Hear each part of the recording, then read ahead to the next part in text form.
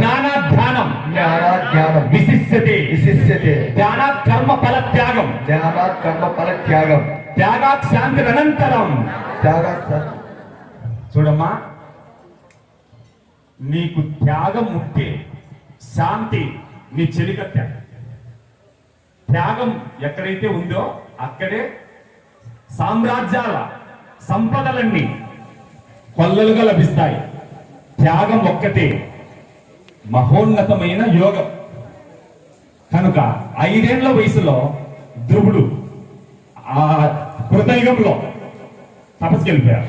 ఈ 5 ఏళ్ల వయసులో ఈ కలియుగంలో నామదేవుడు, జనాబాయి, భక్త మీరాబాయి వీళ్ళందరూ 5 ఏళ్ల వయసులోనే హరిపాద పద్మాలకు అంకితమైపోయారు.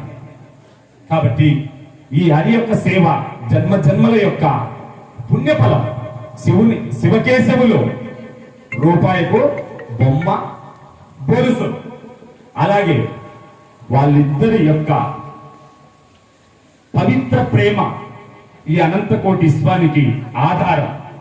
కాబట్టి శివుడు వైరాగ్య స్వరూపంతో వైరాగ్య చక్రవర్తిగా ఎలుగుతుంటే విష్ణు భగవాన్ అలంకార చక్రవర్తి సమస్త అలంకారాలతో తొలతూగుతుంటారు.